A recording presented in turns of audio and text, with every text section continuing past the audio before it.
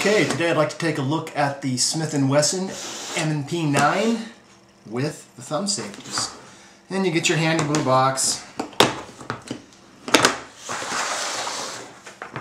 There's what it looks like when you open it up. You get 2 mags, 1 in the gun, 1 spare, 2 back straps, 3 including the one that's on the gun. Okay, and all the usual stuff, instructions, locks, shell casing, that sort of thing. Okay, so let's take a look at the pistol itself.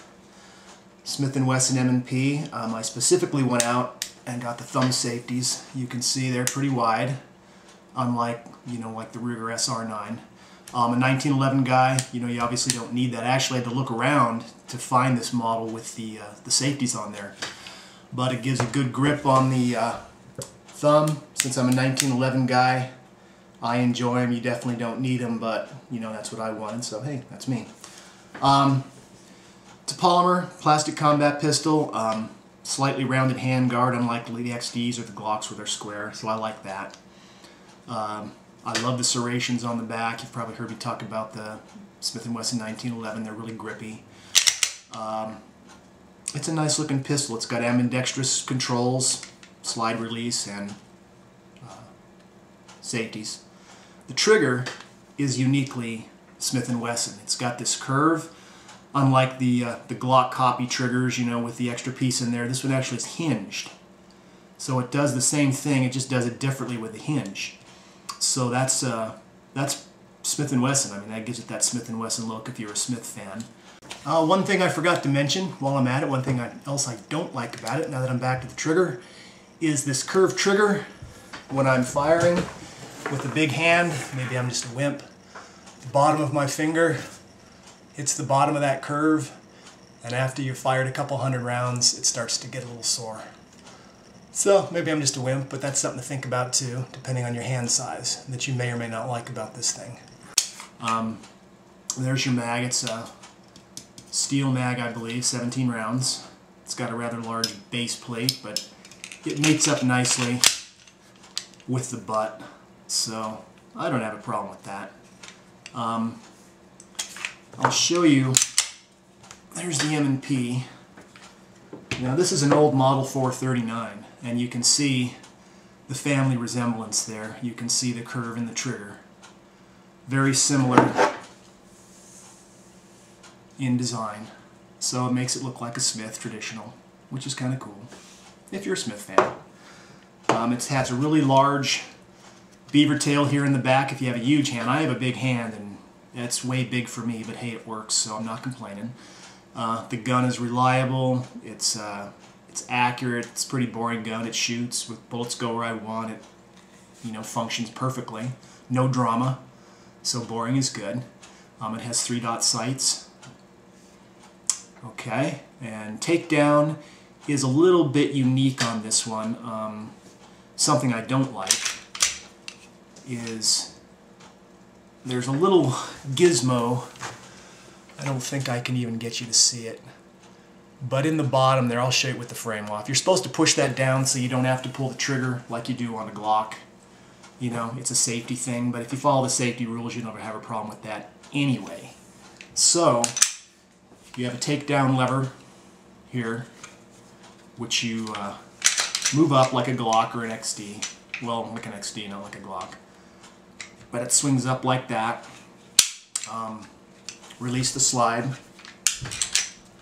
and then depress the trigger, and then the top comes off. This green lever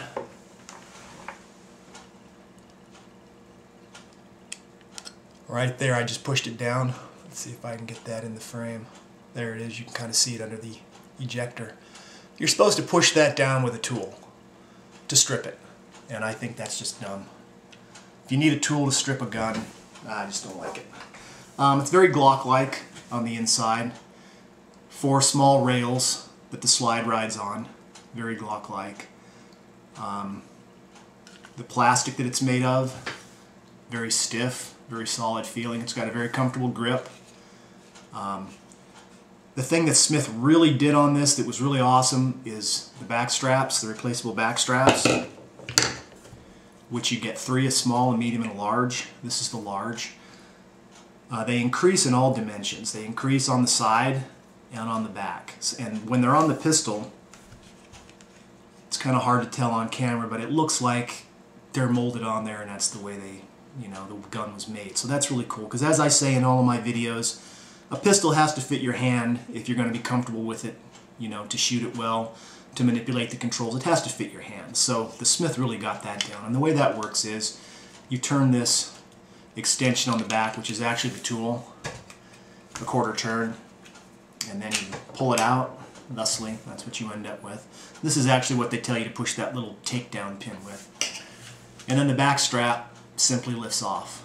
And the new back strap, I'll throw the large one on here just for comparison's sake. Like that. And you can see Smith really did a good job. You can see the swell there. Really fills the hand. So you're going to find with this pistol, hopefully you'll get a fit that fits your hand. I have a big hand, but I like the small one myself. I've tried them all, and I seem to shoot best with the small one, maybe because I'm a 1911 guy and they're fairly narrow, I don't know. But there's your frame. On the slide we've got the usual, caution, will fire with magazine out, but with this pistol that's actually instructional, because some of the models do have a magazine safety. This one does not. Okay. You have your captured firing recoil spring and guide rod. And your barrel, of course.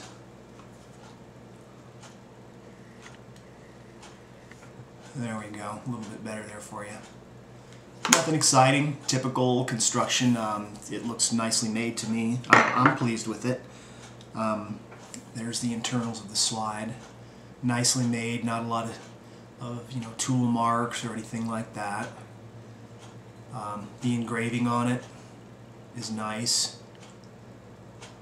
Like I say, I love the serrations back there, whatever you want to call them. Very grippy, and I like the way they look. They're kind of cool.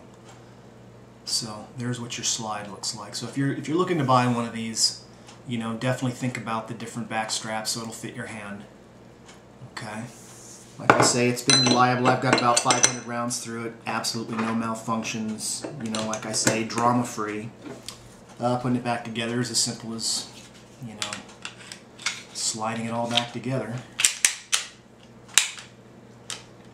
I do believe. There we go.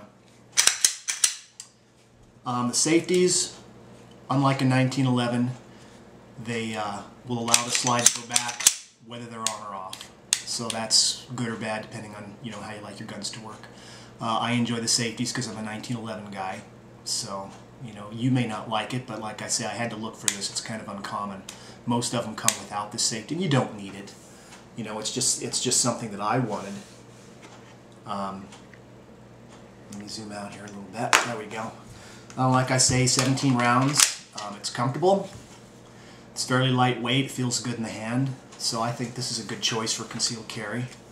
That's what I judge most of my reviews on. I really don't have a target gun only kind of a thing. So I got this gun for carry. Okay. I'm also going to show you the DeSantis Mad Max holster that I got with it. It's an in-waistband holster. And I'll show you that in just a second. Okay, here's that DeSantis holster I told you about. It's an in-waistband. It's made of cowhide. I got a tan one. It has a reinforced opening here. It's not reinforced with metal or anything. It's just an extra piece of leather wrapped around, hopefully to keep it open for reholstering. I haven't carried this a lot, so I don't know how it's going to hold up over time. The belt loops are kind of large. They'll fit pretty much any belt you got. That'll fit through, like jean belt loops. They're a little bit big, but you can hide them. The snaps are the one-directional snaps, so they don't open. They also have an extra insert here for threads, so that you can use a tuckable, and they send you the little nylon clips to make it tuckable. I haven't tried the tuckable yet, but I would assume it's going to be fine. But they'll bolt on top of this, underneath of this strap. You'd remove this, and that would go there so you can tuck underneath of it. Okay. Let me show you what that looks like on. Okay, there's what it looks like on. This is kind of on the hip. I usually tend to carry them just behind the hip like this so it lays flatter against my body. And with a shirt over this, if I had a bigger t-shirt on and pulled it up, it covers pretty well. It's pretty concealable, excuse me. There you can see you can get a pretty good firing grip. It's got a cant forward, so you can get a good firing grip as you draw. And like I say, you can, with that reinforced opening, so far it's new, you know, I don't know if it's going to collapse, but you can get the muzzle back in there one-handed. It's still pretty tight, so sometimes I have to hold the back of the slide, but it seems to work pretty darn well. I paid about $65 with shipping, so it's not that expensive. So if you're looking for a leather in waistband holster, excuse me, I think that's a pretty good rig. And if you're looking for a 9mm double stack concealed carry pistol, the M&P 9mm, it's pretty nice. Is it better than anything else? Well, that I don't know, but you're not going to be sad and disappointed if you buy this. It's like I say, it's been flawless. Hits what I aim at. It's fairly light. It's well made, and if you like Smith&Wessons, it carries on that tradition, as I showed you with the Model 439. So next time you go to the gun show or the gun store, think about this, check it out, see how it feels in your hand, and compare, see what you like. All right, be safe. Thanks.